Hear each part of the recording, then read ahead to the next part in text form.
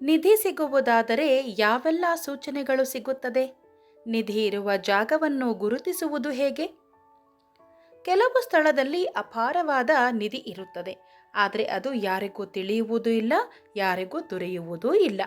ನಿಧಿ ಸಿಗಬೇಕಾದರೆ ಏಳೇಳು ಜನ್ಮದ ಪುಣ್ಯ ಮಾಡಿರಬೇಕೆಂದು ಕೆಲವರು ಹೇಳುವ ಮಾತನ್ನು ಕೇಳಿಸಿಕೊಂಡಿರಬಹುದು.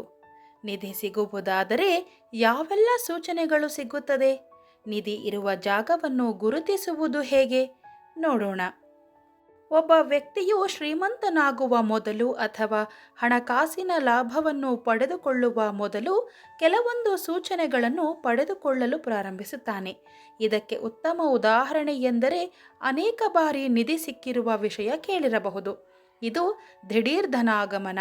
ಇಂತಹ ನಿಧಿಯನ್ನು ಪಡೆದುಕೊಳ್ಳುವ ಮುನ್ನ ಅಥವಾ ಹಣದ ಲಾಭವನ್ನು ಪಡೆಯುವ ಮುನ್ನ ಜನರು ಈ ಶುಭ ಸೂಚನೆಗಳನ್ನು ಪಡೆದುಕೊಳ್ಳುತ್ತಾರಂತೆ.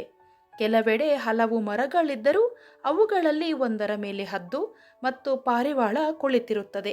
ಈ ಎರಡೂ ಪಕ್ಷಿಗಳಲ್ಲಿ ಒಂದು ಪಕ್ಷಿಯನ್ನು ನೋಡಿದರೆ ಇನ್ನೊಂದು ಪಕ್ಷಿಗೆ ಆಗಿ ಬರುವುದಿಲ್ಲ.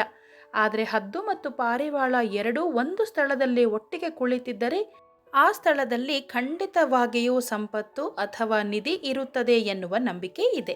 ನೀವು ನೆಲದಲ್ಲಿ ಅಡಗಿರುವ ನಿಧಿಯನ್ನು ಪಡೆದುಕೊಳ್ಳುವಿರಿ ಎಂದಾದರೆ ಆಗಾಗ ನೀವು ಕನಸಿನಲ್ಲಿ ಯಾವುದೋ ಹೊಂಡ, ಸಣ್ಣ ಬಾವಿ ಅಥವಾ ಹಳ್ಳವನ್ನು ನೋಡಲು ಪ್ರಾರಂಭಿಸುತ್ತೀರಿ. ನೆಲದಲ್ಲಿ ಅಡಗಿರುವ ನಿಧಿಯು ಸಾಮಾನ್ಯವಾಗಿ ಶುದ್ಧ ಹೃದಯವುಳ್ಳವರಿಗೆ ಅಥವಾ ಅವರ ಮನಸ್ಸಿನಲ್ಲಿ ಯಾವುದೇ ಮೋಸ ಅಥವಾ ದುರುದ್ದೇಶವನ್ನು ಹೊಂದಿರದ ಜನರಿಗೆ ಮಾತ್ರ ಕಂಡುಬರುತ್ತದೆ. ರಾತ್ರಿಯಲ್ಲಿ ಕನಸಿನಲ್ಲಿ ಬಾವಿಯನ್ನು ನೋಡುವುದು ಹೂತಿರುವ ನಿಧಿಯನ್ನು ಪಡೆದುಕೊಳ್ಳುವ ಸಂಕೇತವೆಂದು ಪರಿಗಣಿಸಲಾಗುತ್ತದೆ. ಹದ್ದುಗಳು, ಕಾಗೆಗಳು, ಬೆಳ್ಳಕ್ಕಿಗಳು ಮತ್ತು ಇತರ ಅನೇಕ ಪಕ್ಷಿಗಳು ಹೇರಳವಾಗಿ ಒಟ್ಟಿಗೆ ಕುಳಿತುಕೊಳ್ಳುವ ಸ್ಥಳದಲ್ಲಿ ಅಪಾರ ಸಂಪತ್ತು ಹುದುಗಿರುವ ಬಲವಾದ ಸಾಧ್ಯತೆ ಇದೆ ಎಂದು ಧಾರ್ಮಿಕ ಗ್ರಂಥಗಳಲ್ಲಿ ಹೇಳಲಾಗಿದೆ. ಭೂಮಿಯಲ್ಲಿ ಅಡಗಿರುವ ನಿಧಿ ಕೇವಲ ಕೆಲವು ವಿಶೇಷ ಜನರಿಗೆ ಮಾತ್ರ ದೊರೆಯುತ್ತದೆ. ಅಂತಹ ಜನರು ಪಾದದ ಕಡೆಯಿಂದ ಹುಟ್ಟಿದವರಾಗಿರುತ್ತಾರೆ. ಅಂದರೆ ಜನನದ ಸಮಯದಲ್ಲಿ ತಲೆ ಮೊದಲು ಹೊರಬರುವ ಬದಲು ಅವರ ಪಾದಗಳು ಹೊರಬಂದಿರುತ್ತದೆ. ಇದಲ್ಲದೆ ಕೆಲವರಿಗೆ ಪಿತೃದೇವತೆಯ ಆಶೀರ್ವಾದವೂ ಇರುತ್ತದೆ. ಅಂತಹ ಪರಿಸ್ಥಿತಿಯಲ್ಲಿ ಈ ಜನರು ಆಗಾಗ್ಗೆ ತಮ್ಮ ಕನಸಿನಲ್ಲಿ ಬಿಳಿ ಹಾವುಗಳನ್ನು ಅಥವಾ ಉರಿಯುತ್ತಿರುವ ದೀಪಗಳನ್ನು ನೋಡುತ್ತಾರೆ ಮತ್ತು ಅವರು ಇದ್ದಕ್ಕಿದ್ದಂತೆ ಹೂಳಿದ ಹಣ ಅಥವಾ ನಿಧಿಯನ್ನು ಪಡೆದುಕೊಳ್ಳುತ್ತಾರೆ.